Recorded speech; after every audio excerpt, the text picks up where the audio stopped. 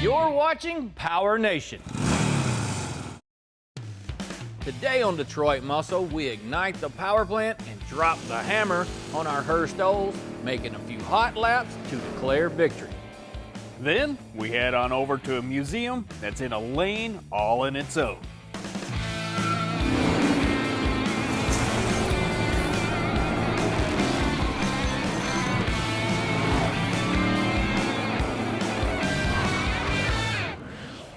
I've been waiting for this day to slide in, bump the key, and enjoy the view from the driver's seat.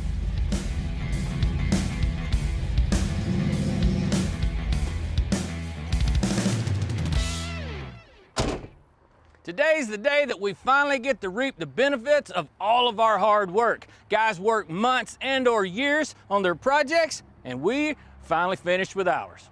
Goal for today is to enjoy ourselves. We got a cool car, wonderful weather, and some T-tops, so that shouldn't be hard to do. Now this Oldsmobile may look the same from where you're at, but it's got a total different attitude. We're gonna wind up at the track, but for now, we're gonna soak up some good times.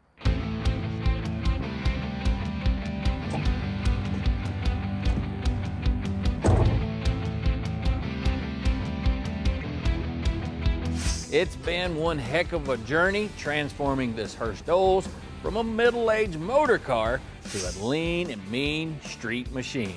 When we got it, it wasn't in bad shape. For being 40 years old, it had some wear on it, but despite having a few flaws, we knew it was a diamond in the rough. Our Hurst Olds started out making a puny 150 horse. So we transplanted in a legendary big block worked on by Dr. Olds, Joe Mondello. The Hurst was always known for having 3 handfuls of lightning. Now it has all the thunder. Since we upped the power under the hood, we had to beef up everything else to get the power to the ground, like with a new transmission, and some hefty brakes to halt all those horses. We also had our buddies over at Sonax come in and help us throw some shine on the finish to roll back the clock. We even swapped out the hood and gave it a fresh coat of paint to match our revitalized exterior. We couldn't leave out the interior, so we added some TMI custom seats and restoration components from Original Parts Group. All this together gives us a perfect combination of performance and style.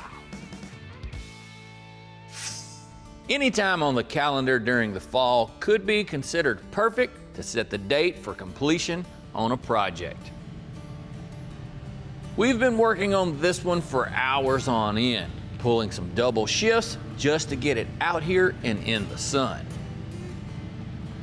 It's funny how the sensation of the wind in your hair and the sweet sound from the song of the exhaust flowing out of the pipes can make you forget about all the blood, sweat, and sacrifices one can go through to build or create something that you're proud of.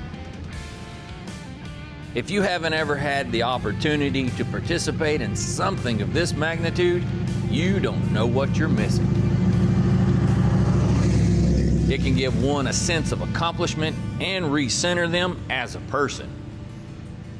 The reflection of the journey to this point is now in the past, and what's in front of them is purely an open road. And it's up to them to choose the direction they want to go and how fast they want to get there. With projects and life, there will be bridges you'll have to cross. And my tip for you is there's nothing wrong with some planning, and don't forget to enjoy the scenery. Whew, who's that being all philosophical? This is a car show. Cue the cool music.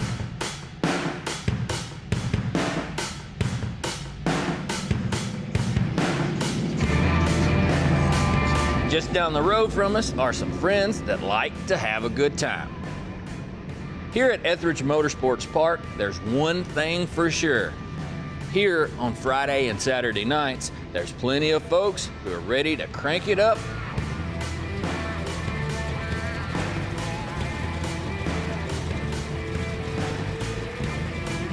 We're ready to join in the festivities.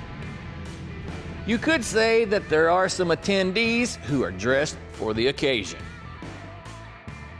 We all have a similar thing that we want to do. That is, go fast and look good doing it.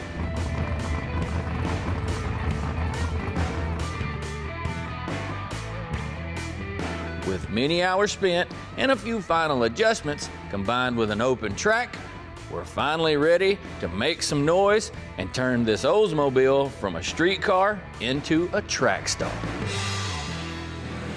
Up next, we get slick and burn some rubber, leaving only a trail of smoke.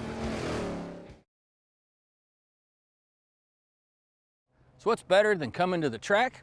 Well, coming to the track with your buddies. Behind me is the dynamic duo from down there in Engine Power. They've brought along that Granada to see what kind of numbers that thing's gonna turn out there on the track. Now this old car is not really a looker, so I'm gonna say it's more of a goer than a shower. Normally when you think performance, hubcaps don't come to mind.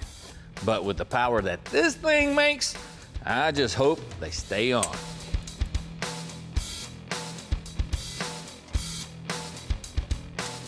Them old fellas just strapped on a new set of slicks on the back of it and uncapped the headers.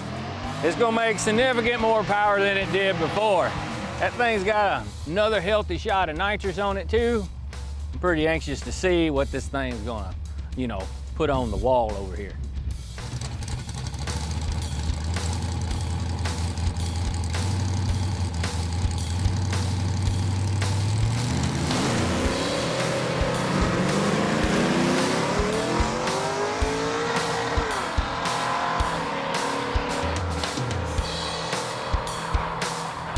After Pat made a couple of passes, it was time for me to give it a go in our Oldsmobile. I'm by no means a pro driver, but I do enjoy stomping on the throttle. This Olds makes close to 550 foot-pounds of torque. Combining a number like that with a street tire usually means significant slippage. Well, it didn't hook. We knew that basically from the beginning, but it's just kind of fun to launch it down the track with those street tires on it. After putting those sticky mickeys up under the back side of this thing, it's gonna be a completely different story. Now, cool thing about this car is it's got a pretty good sized trunk in it. Those things can ride to the track with you.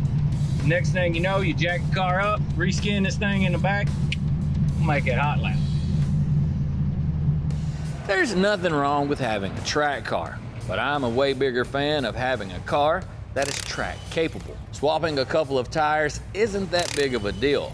To me, being able to drive it out and grab a burger and raise a little cane, you get the best of both worlds. Now this swap is very basic and will absolutely help our traction problem, which will directly improve our ET. I would also bet with a little more tweaking and tuning here and there, we could drop our time even further. This old helmet's been through quite a bit. A few cars smashed, a few cars trashed. Most of all, it's been a whole lot of fun. This by no means is a race car, but I have to say, now it looks like it could be. To say that the sensation of this fire-breathing, dinosaur-burning, old-school power plant vibrating through the car is pegging my meter, well, that's an understatement. Once this light turns green, we're gonna see how much more fun this ride is going to be.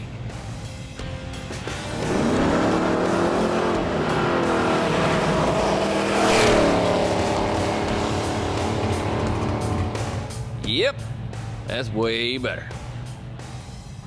Conclusion for the day, I'm gonna say is an absolute success. We started off just riding around in a cool car and we wound up at a racetrack. So with this project, I'm gonna say mission accomplished. We got stunning good looks, we got speed, and we got cruisability, all in one package. It's time for me to go find something cool to drink and soak up plenty more of this fun. Yes, sir, you did good. We never want to put our play pretties in harm's way. Over the years of hauling some of these hot rods around, it teaches you a thing or two. Inside of an enclosed trailer, people think it's in a sterile environment. Oftentimes, that's not the case. There's quite a bit of dust and debris that's floating around on the inside of these things. Simply installing a Covercraft cover during transport can keep a lot of that unwanted debris off your ride.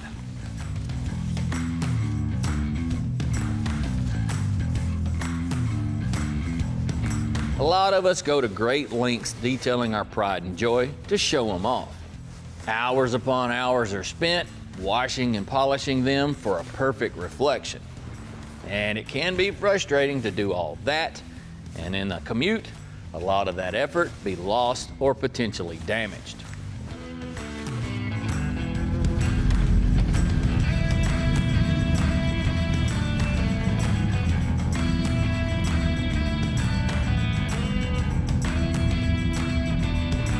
And just a few seconds spent installing a high-end cover like this one from Covercraft can have you show ready when you're on the go. Coming up, saying these are some one-of-a-kind vehicles is putting it lightly. Guys, if you consider yourself a car enthusiast and you're in the Nashville area, a place that will probably pique your interest is the Lane Motor Museum. And this is my first time here, and from my understanding, this is no cookie-cutter car collection. Now, I thought I had seen some pretty obscure vehicles in my time, but this place is on a whole other level. They've got everything from experimental planes to one-of-one custom curiosities. The Lane Motor Museum in Nashville is anything but normal. So we're at the Lane Motor Museum in Nashville, Tennessee, and it's actually a very interesting and eclectic transportation museum. It's actually the largest European collection of vehicles in the United States, but we also have a number of American-built vehicles in the collection as well.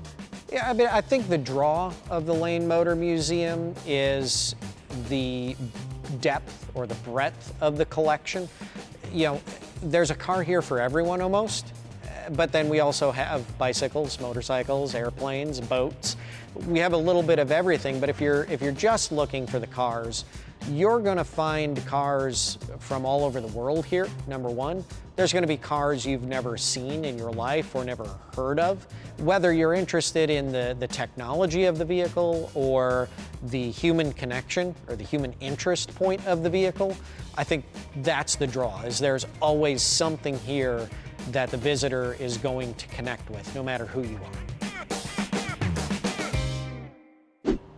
You may be curious what brought us here. Well, there are several vehicles with unique features and historic significance. And there's so much stuff to see, so we're gonna kick it off with a familiar name, Ford. Henry Ford's first car that he ever built was the quadricycle. He had no ready-made components, so he modified a plan that he found in a magazine. The cylinders were fashioned from a length of scrap pipe off of a steam engine. The flywheel was part of an old lathe, and the wheels came off old bicycles. When it was finished, Ford couldn't fit his quadricycle out the front door, so he chopped the door up with an axe and used the leftover doorbell for the horn. The car that Ford built that arguably put the world on wheels was the Model T. The touring model seen here was released in 1918 and had the iconic hand-cranked four-cylinder engine that generated 22 horsepower, along with a basic two-speed gearbox. It also rode on leaf spring suspension to help it roll down unpaved roads. You knew a Model T was coming when you heard that iconic sound. Here at the Lane Motor Museum, there are vehicles you've probably never seen, and a few you definitely haven't seen, because, well, they only made one. Let me introduce you to the 1946 Houston Rocket.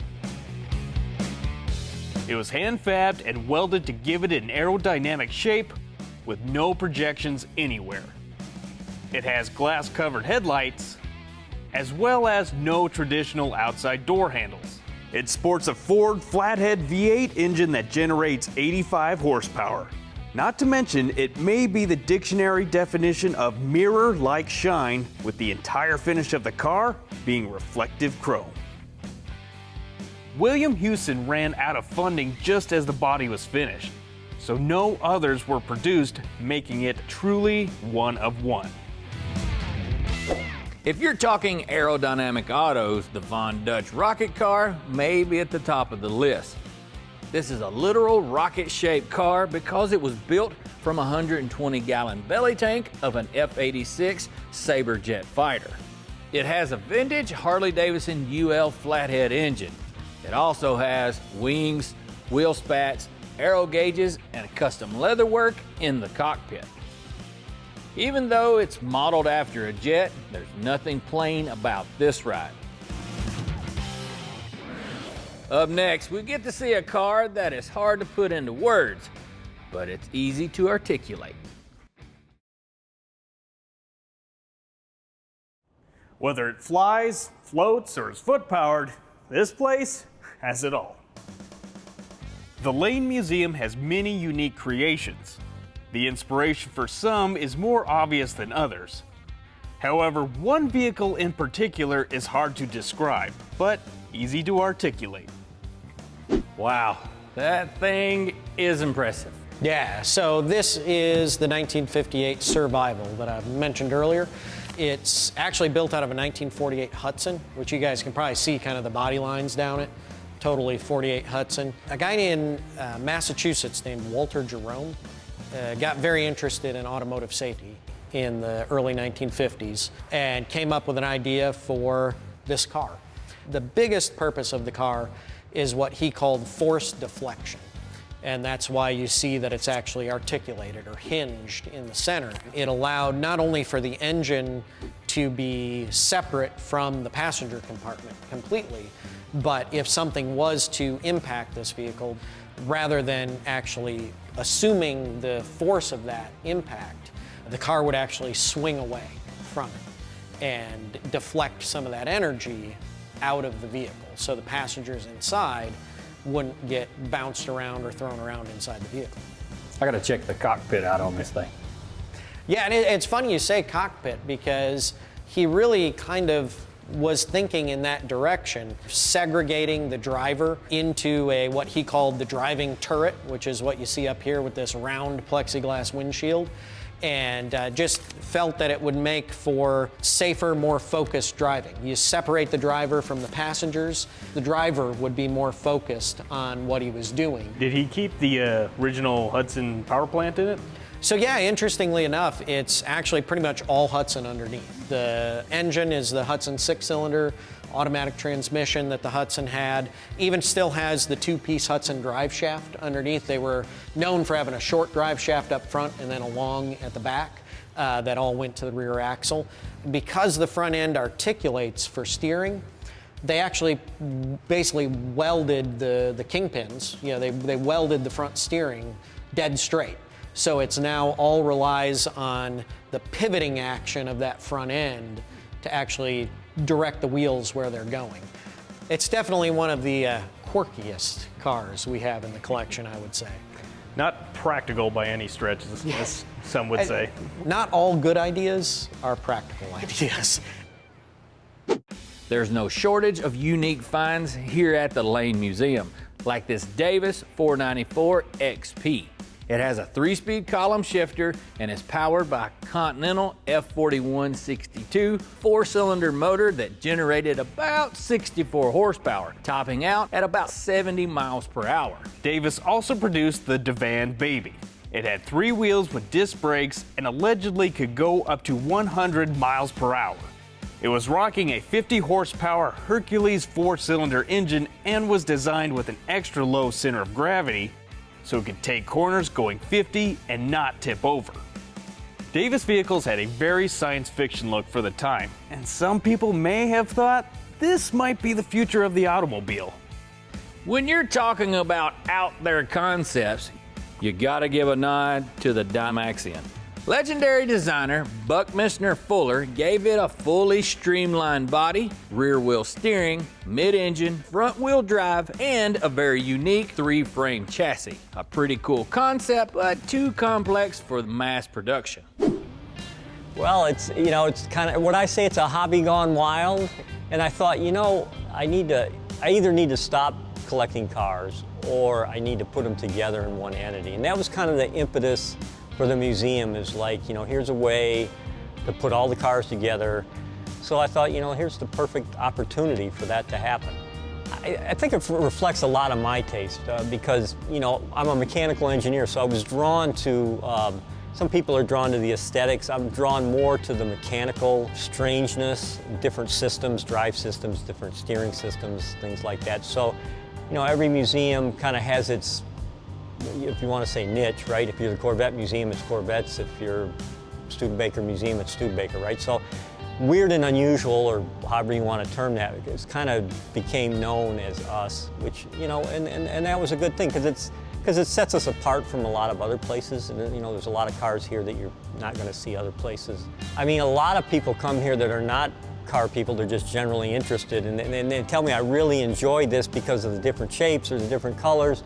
And you know, we have unique, interesting vehicles that even if you've been, I mean, many people walk in the door and say, I've been to 50 car museums, and I came to the Lane Motor Museum, and 3/4 of these cars I've never ever seen or heard of before, right? So there's a lot of stuff that, you know, a lot of cars and stories that are different from other typical museums. Man, I was definitely impressed with that collection, from those teeny-weeny cars to those high-end restorations. Yeah, and you know I'm a big fan of the obscure and primitive builds, and that place has no shortage of all that stuff. I'm kind of curious to see what other exhibits they come up with. Yeah, they rotate things around. We'll have to come back and check stuff out.